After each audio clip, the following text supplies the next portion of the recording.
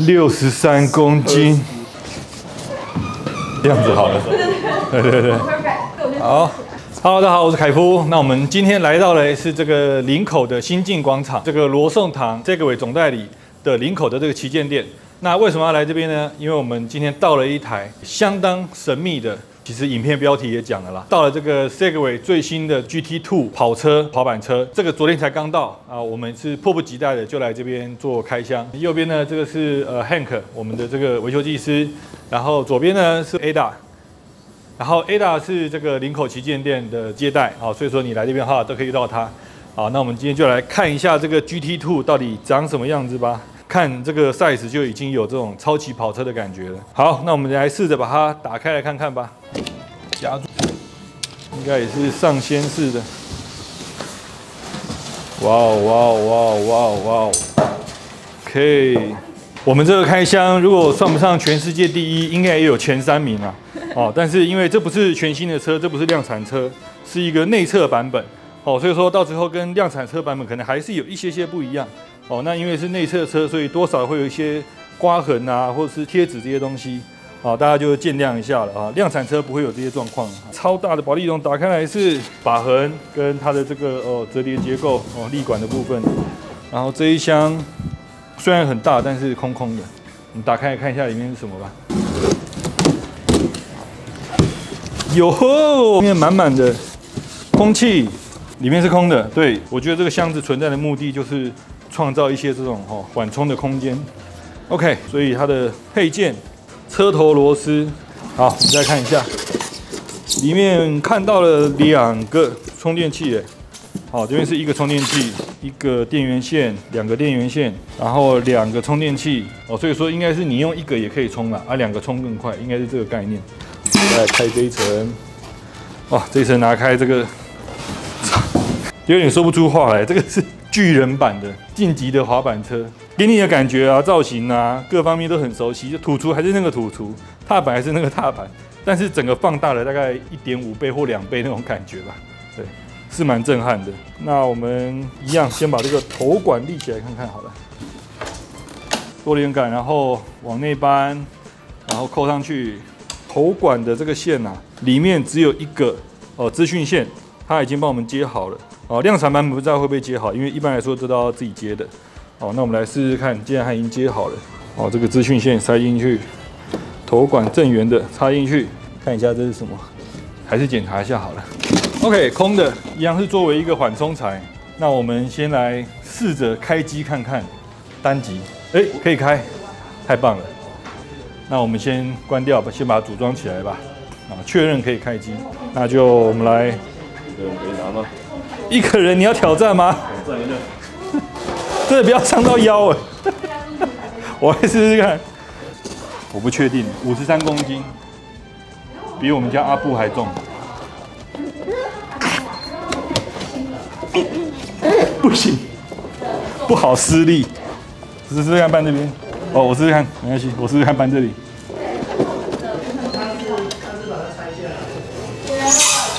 哇，耶！挑战成功。这应该要叫馆长来才对，太狂，这个车太狂。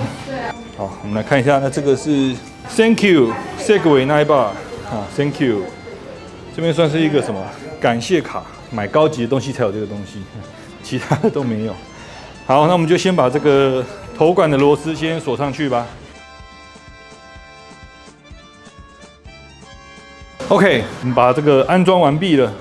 好，那我们来看一下它的这个龙头把痕的部分。好，那我们刚刚呢是有把这个护盖给拆下来的。哦，这边本来是有一个透明的一个保护盖，好，去防止这个透明的仪表板好受伤。那一开始我们还不知道可以拆，哦，后来把它拆开来以后，哦，这个很帅的样子才是一个它的完整体。好，那开机的话呢，是在右手边把痕的这一颗，哦，那是短按。好，那短按的话，你看这边就亮起来了。它这个仪表界面呢，其实也是蛮直觉易懂的。好，那 power 的部分呢，就是它这个电池输出的这个能量。好，所以说当你在加速的时候呢，哦，这边是会有一排这个格数会往上冲的。哦，那左边的话就是一个头灯开关的一个图示嘛。哦，那这个2WD 呢，就是一个它单区、双区的一个切换。好，然后这边一个电池图案跟82%，好，显示的就是你目前电池的电量嘛。好，然后除了这个数字的显示呢，这边还有一个格数。那可以看到目前这边是掉1格，就是说这边可以比较直觉的，靠格数就知道你目前的这个电量。好，然后这个70kN剩余里程，也就是它帮你估计说，目前的电量大概还可以跑几公里。那当然这个数字也是参考用啦，因为如果你骑得慢一点的话，搞不好是会增加的。那如果你骑快一点的话，这个数字是会减少的。那目前呢，它这个70kN的估计呢，是以时速40去做估计的。所以说你低于时速40或者是高于时速40，都会影响到它这个续航里程。好，那正中央的这个2个很明显就是时速嘛，我们的速度目前的单位呢是 kph 公里每小时，这是你的这个速度档位目前是在 P 档也就是在 P 档的时候这个油门是不作动的。好，那我们来看一下右边的这个把横的按键除了开关机是这一颗长按应该是关机关闭我们的短按打开在这个之外呢右边呢是一个以指拨旋钮的方式去做调整的一个速度档位切换那我们可以把它试着，比如说我们往右拨就是加就是说刚刚是 Park 档 P 档嘛是不能动的然后拨一下是 Eco 档，就是速度最慢的模式但是虽然是速度最慢它的 Eco 档跟传统Segway 以前的滑板车的概念是不一样的以前的滑板车的话 ，Eco 档大概就是时速10、时速15、时速20左右但是在 GT 系列上面呢，我们有在 Eco 档骑到时速35过所以说不要去小看这个 Eco 档然后你会不会发现，只要你在一个档位没有加油门一段时间，它会自己跳回 P 档这是一个还不错的一个安全设置就是你自己停下来以后呢，它自己帮你跳回 P 档，那这样的话你就不会有这个不小心误吹油门爆冲的一个状况然后我们就再调一下Eco， 然后再上来是一个 Sport 再上来是一个 Race 的档位然后自己切换到 P 档。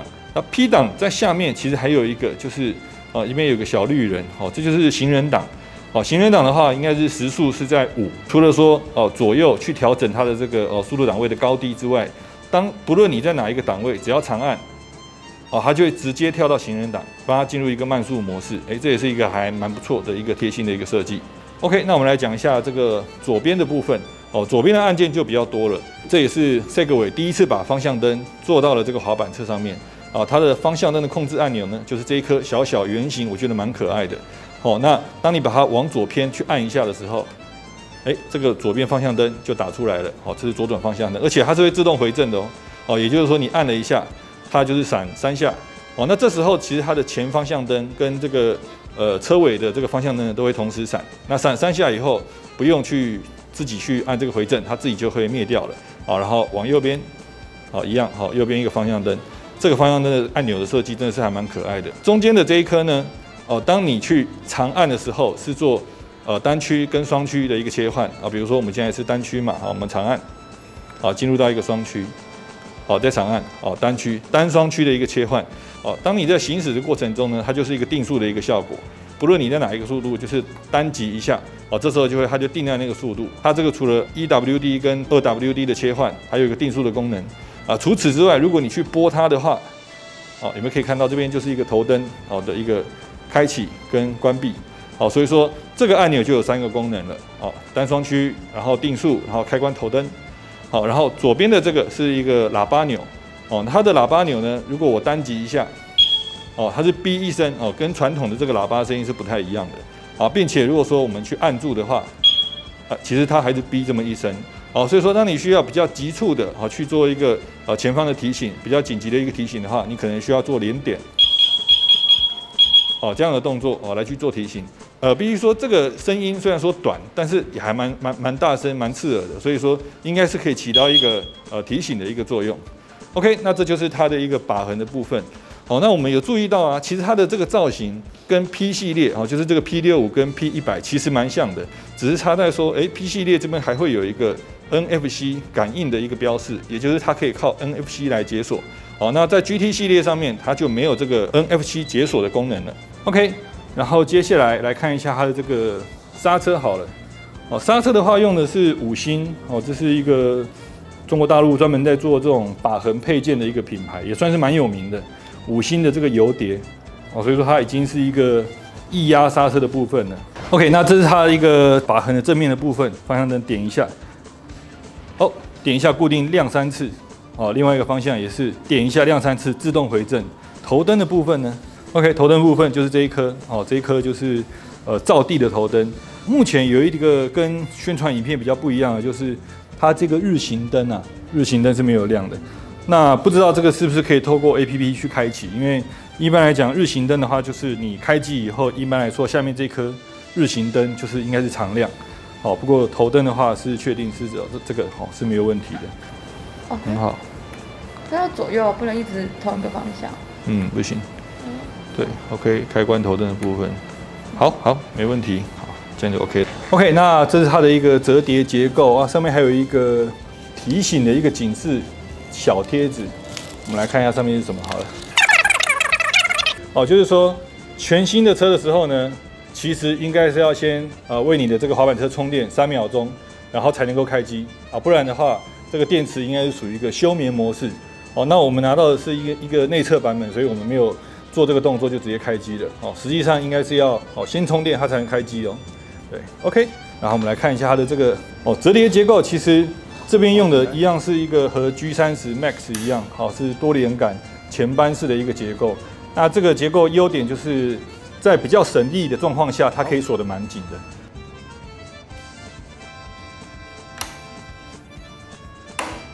跟之前 G30 不一样的地方是，以前的这个维纳安博的车这边都有一个安全的一个 safe 嘛，一个我们叫安全环，它现在是好像用这个东西来取代了，取代一个安全锁的部分，这边写的是一个 Forward Pull， 跟你在这个展开的时候呢，都要先向上，然后这边是往外，这样子它就展开了。头管里面的资讯线是走内线的，走内线的话，里面还有一个这个弹簧，去包覆这个内线。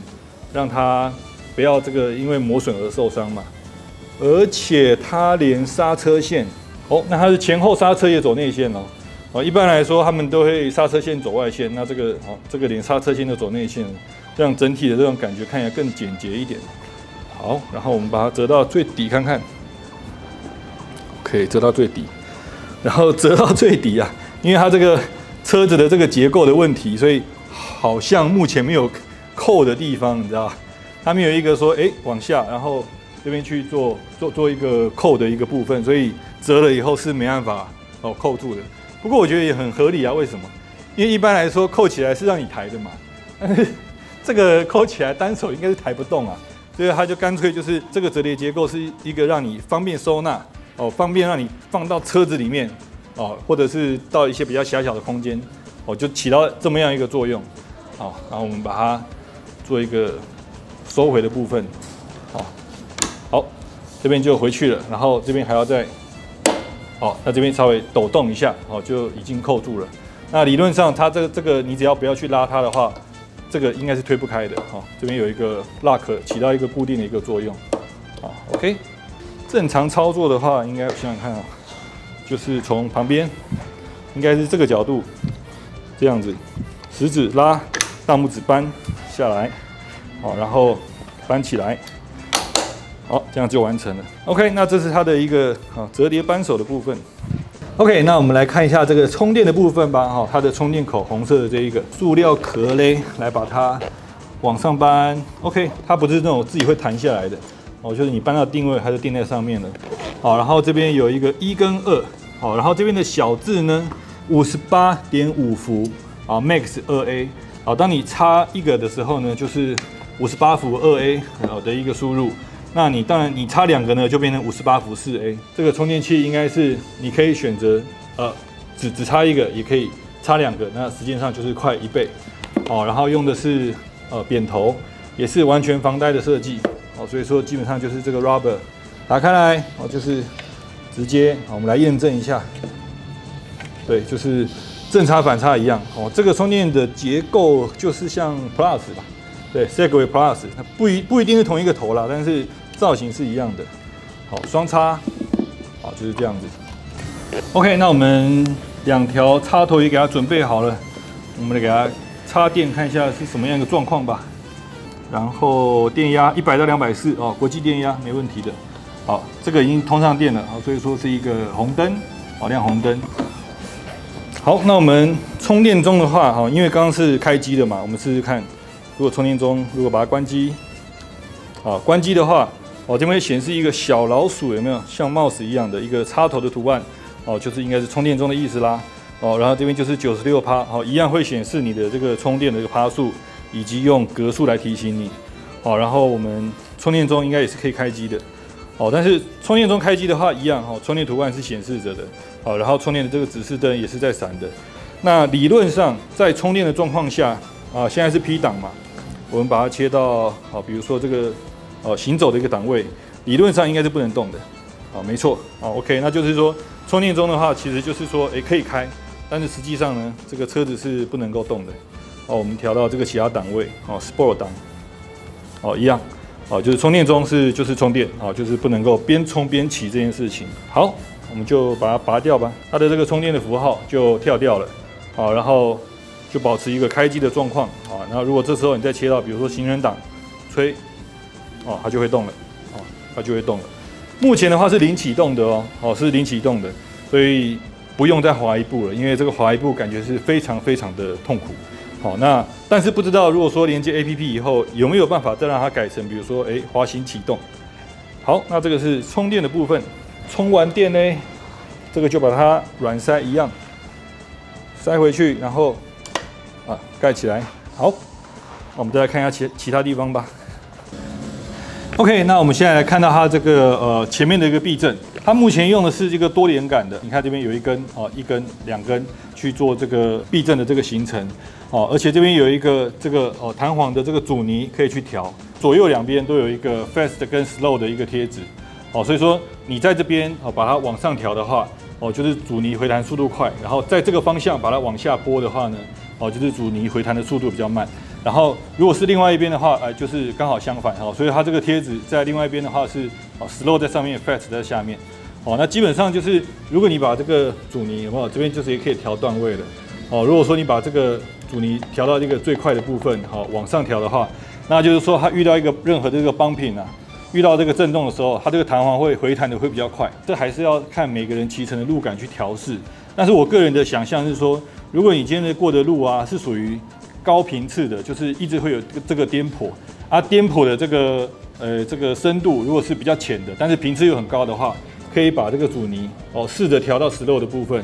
那它就会去缓和路面上的这个太密集的这个颠簸，就不会那么密集的反映到你的手上面。这个还是要依据个人的喜好跟路感去做调整。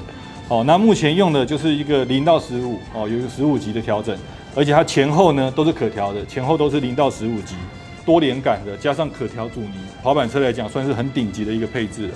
我们顺便来看这个前轮的电机好了，这是前轮的电机。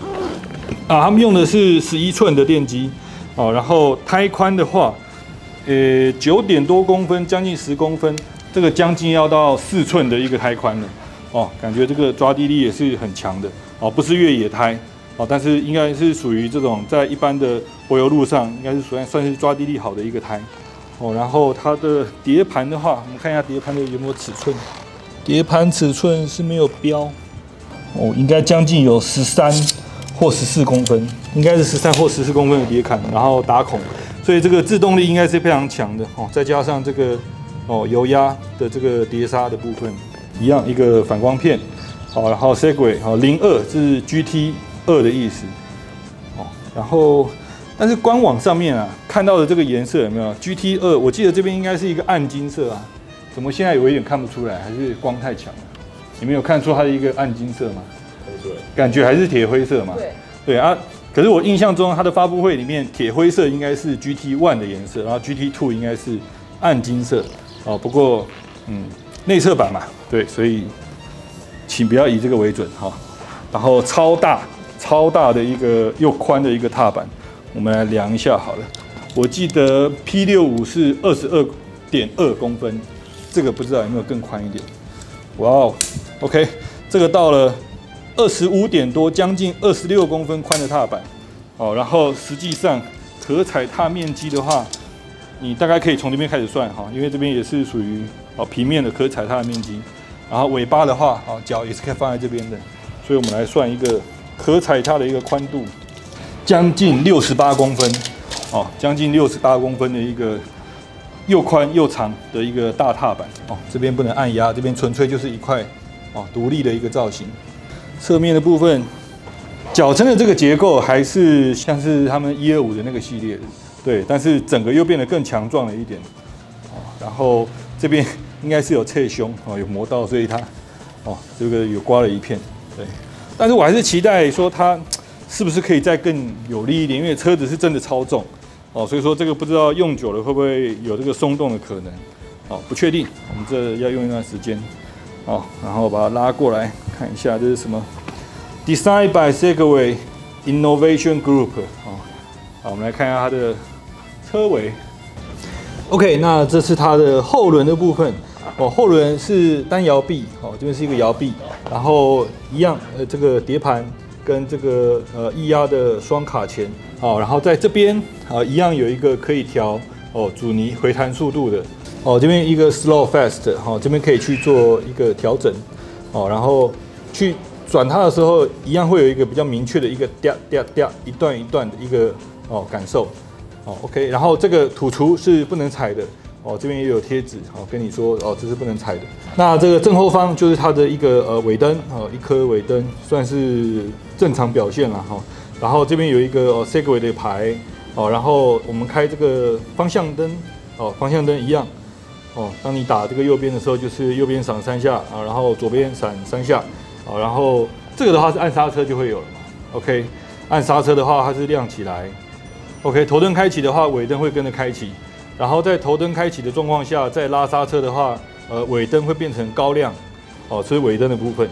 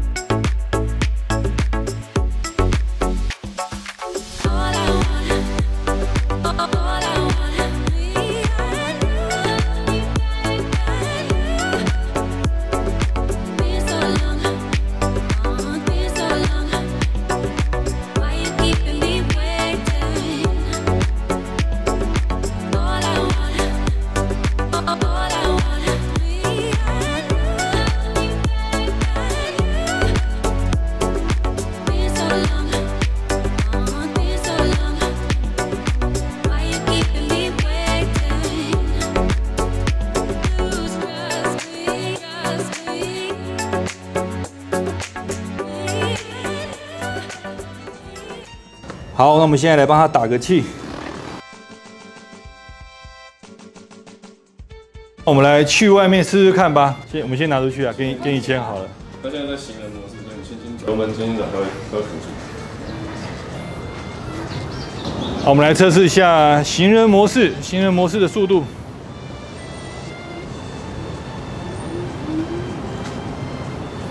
这是行人模式吗？这个是5嘛？对。那刚出去的时候是什么？出去有到10。所以你刚刚出去的时候也是行人模式吗？对啊，现在有到10，它会突然到10，然后再掉到5。这个行人模式有点奇怪。OK， 好，现在是 EWD 嘛？好，这是一轮驱动，我们试试看，如果是2轮的话 ，OK， 宇航你试试看吧，一样是行人模式。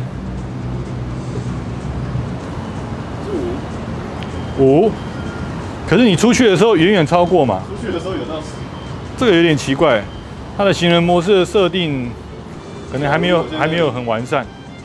然后补下去的话，它刚开始出去会蛮快的，现在有到10。那如果人不在上面呢？如果你下车用牵的，一样是快的。但现在就是5，现在是5。OK， 好。从0速补下去的时候会先到10，然后再退到5就对了。对啊。如果是零的状态下先补，直接补下去的话。OK， 好。因为我们这边场地其实有点短啦，所以不太能够试什么高速的。A 口，我们先从 A 口看一下。好。这个是 A 口，这个是 A 口，太夸张了。这个一点也不 A 口啊。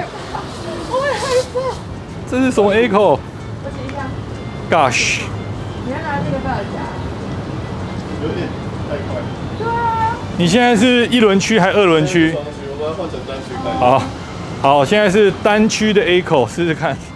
OK。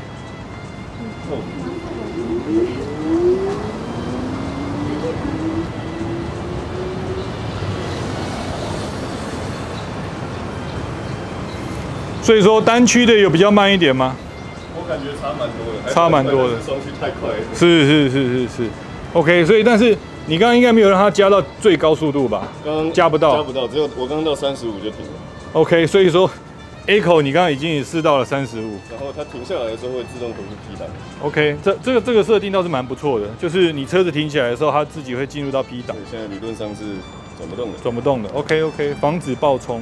但是它目前的自动停下来的 P 档是闪烁的，但是如果你是用调的，如果你是用调过去的，它就是不会闪烁，那代表是你手动到 P 档，哦，然后但是你停下来的时候，它会变成闪烁的，就代表系统自动让你跳到一个安全档。我觉得这个设计还不错，比较不会说在这个状况下，人家去吹一下你就爆冲这样子。那你试试看吧。现在好，先从行人开始，就可以到10。好，慢慢来啊。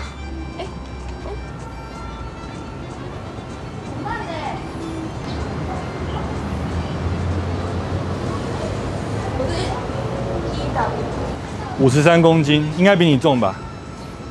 当然。哦。所以我要2轮。2轮，2的很凶啊。Echo 吗？真的。好，那你。可是我现在他只要一停下来，自己会跳回来。滑滑看会不会它会切回去？等一下试试看。对，你这样子应该是。哦。好，你现在是 Echo 哦。你现在不是行人？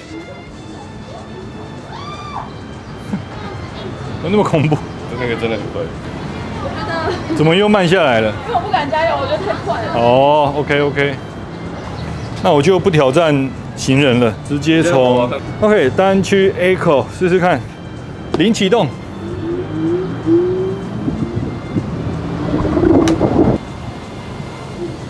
很有感觉，光这样子就已经很有感觉了。好，我现在试试看的是 Echo 的双驱。好 ，Echo 双驱。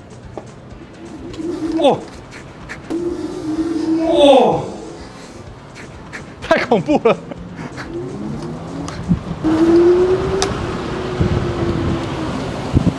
Gosh， 这个你在起步，如果一次就要吹到底的话，你的手要拉得很稳，不然摆头的状况会有点恐怖哦。所以千万不要看不起 Echo 档，双驱的 Echo 档是相当凶狠的。好，我们现在进下一个档位 ，Echo 之后是 Sport， 我们先试试看 Sport 的单驱。OK，Sport 单驱，第一次尝试，我慢慢吹好了。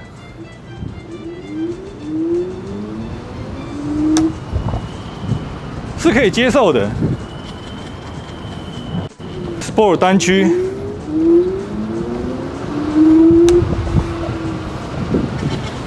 我发现只要是单驱的话，其实都不会那么吓人。对 ，OK， 可以试试看 Sport 单驱。不要吗 ？Ada 不要吗？要啦，慢慢骑嘛，小力骑可以的。我只能骑那个单驱的。好，单驱的 Sport。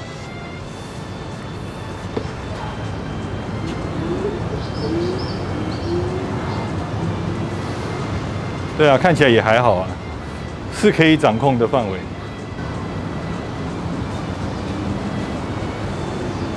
还蛮 OK 的吧 ？OK。对，就是我觉得只要不要开到双驱的话，都还是蛮 smooth 的。对。好，换宇汉来试试看。哇，它这样子单双驱的差异，我觉得有点太大好 ，Sport 单驱。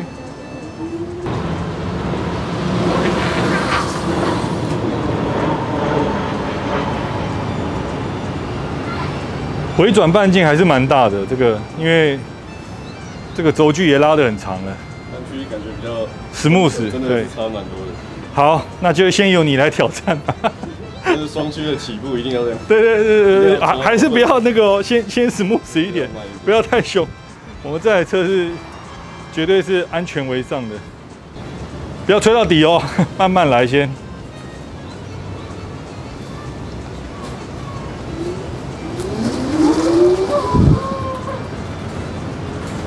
Gosh， 超快 ！Sport 双驱。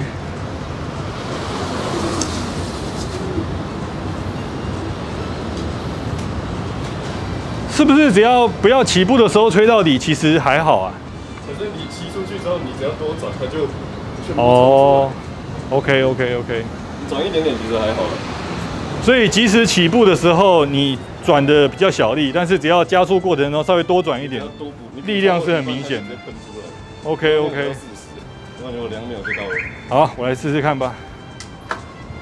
Sport 双驱测试，油门给小一点。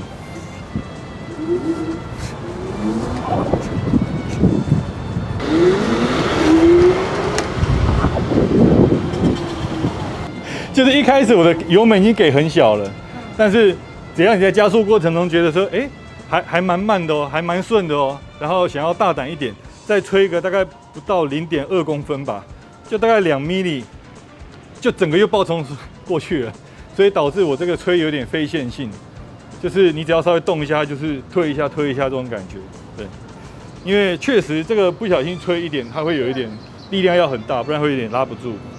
好，那我们来测一个，刚刚是 Sport， 好，现在我们在 Race， 就是最快的。但是我这边转到 Race 了以后，这边有出现一个刚刚没有出现的一个字 ，SDTC Off， 这是什么意思啊？是那个马寻机吗？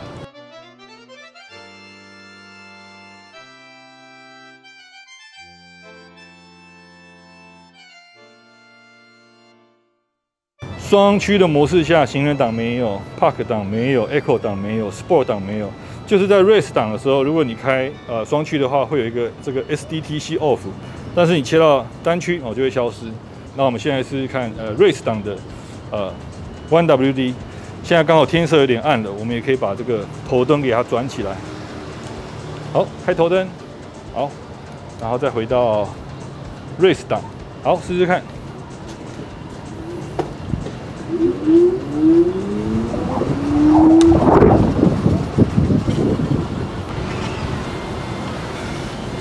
我觉得也还蛮 smooth 的。我开始觉得说，它的这个各个档位只是决定你最高速度的上限啊，但是你在加速到那个最高速度的上限的曲线其实是一样的。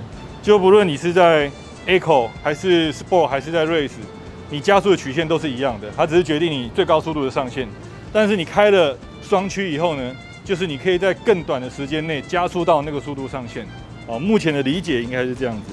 哦，那我直接来测一下 Race 的 2WD， 也就是这台车最高性能的一个表现。哦，因为我们今天是场地限制，所以绝对是骑不到70啦。哦，那各位就先稍微浅尝辄止。哦，我们之后再来会在更大的场地来办一个比较可以恣意去骑乘的一个试乘会。好，那我们现在进入这个 Race 档。好，然后双驱 SDTC Off 来试试看。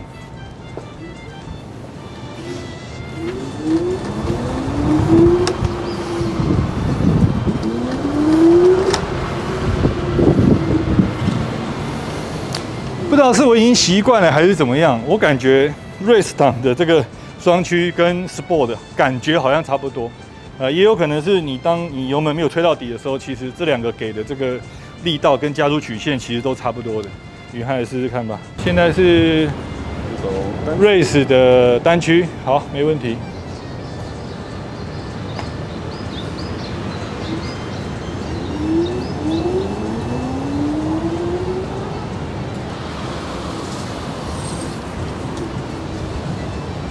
都差不多，加速曲线差不多嘛。对啊，真的就跟我就是感觉你在 Race 档的时候跟 Sport 其实是差不多的。对，好，现在是 Race， 然后双驱，好，试试看咯。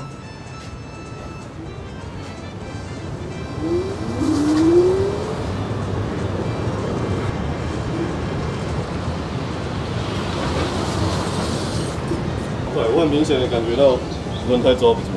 哦，你说你刚起步的时候，对不对？我起步完到中间之后才有补，但是很明显感觉到，你只要补超过一半，你的就算你在直线，你的轮胎还是抓不住，就是有空转的感觉。是，不过这种感觉搞不好是有些人想要的。对，但是这个加速真的是很爽。好 ，OK， 那因为我们今天场地的原因啊，所以说对于它的各个档位哦，然后单双区的测试就可能只能到这边了。好，然后接下来的话就是这个阻尼的软硬，我们先把前后的阻尼全部回弹调到最快，好不好？然后我们再把它调到最慢，来做一个小小的弹跳测试。它在里面，前面的它在这里跟左右转，对。所以我现在要往上拨。对对对。哎，它可以一直拨哎，所以我要。对，但是它到底就会到底了。然后换后轮，好，一样是往 fast 的地方。到底了吗？OK， 好，那就是回弹速度快的部分。好，那我们现在用120P 动作放慢，拍一个升格，看一下我们这个小小的升格能不能够感受出它这个回弹速度的快慢。好，目前的话是60公斤啊，然后我们前后阻尼都是调到回弹的最快，看你们尽量把它跳到底好了。好，跳。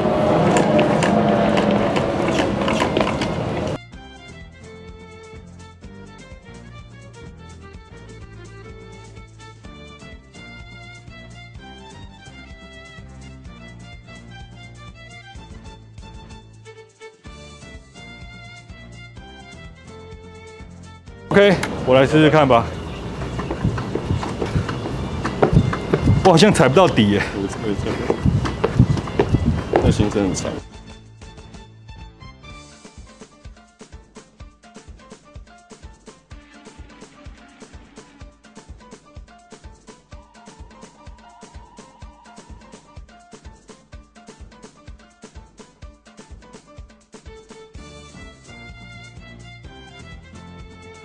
OK， 所以它的行程来讲的话，以我这个80几公斤的来讲是没办法把它避震踩到底的。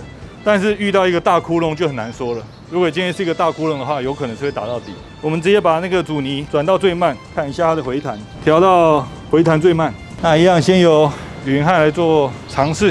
好，差很多。差很多吗？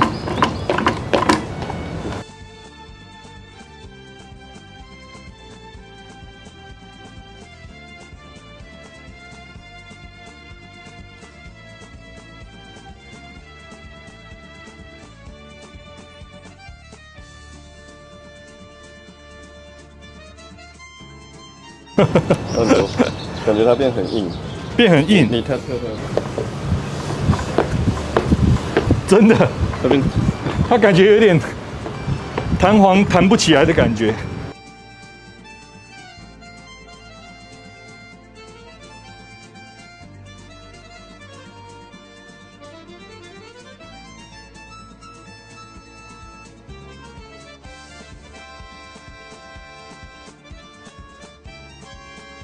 OK， 支撑性变得很够。对，支撑性够，但是回弹太慢，这个可能还要按照个人喜好去做调整。我们也很难说到底，快跟慢比较适合哪样。我们先把它调回到中间好了。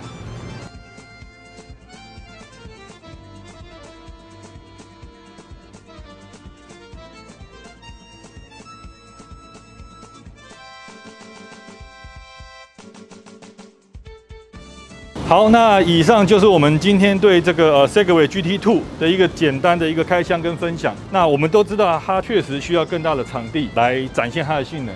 好，那这个之后我们也会去做的。目前的话呢，这台车我们的定价就是12万6500，12万6500。这个其实是一个比较浮动的一个售价啦，因为坦白说，最近各位也知道，原物料的这个涨跌比较激烈。所以说，如果你是现在去付这个定金的话，罗宋堂跟我们给的这个优惠就是多退少不补，也就是说未来这个金额如果是比这个高的话呢，不用补差额就可以取得。那如果未来定的金额是比这个还要低的话呢，我们是会退给你差额的。所以说这样的优惠只有在就是现在去这个全额付款的这个客人才会有。那当然在这个交货之前，如果你想要全额退款的话，也是没问题的。但是要记得，如果你退款的话，之后是什么价格就是什么价格咯。所以说如果对这台车有喜欢的，哦，那就是可以提前去跟我们做联系。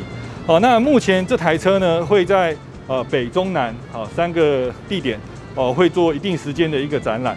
哦，那但是这3个展示都会比较偏向是静态展示。哦，你可以过来摸摸它，看看它，但是可能没办法做一个试乘的动作。哦，因为毕竟这个还是有一定的危险性的。哦，那我们在这个展示完毕，在这个到货之前呢，也会有一个比较完整的一个试乘活动。好，那如果你想要去参加到这个试乘的话，可能就在关注这个罗宋堂以及我们瑞德智趣的官方的这个粉丝页。好，那我们今天的这个开箱就到这边结束喽，拜拜拜拜。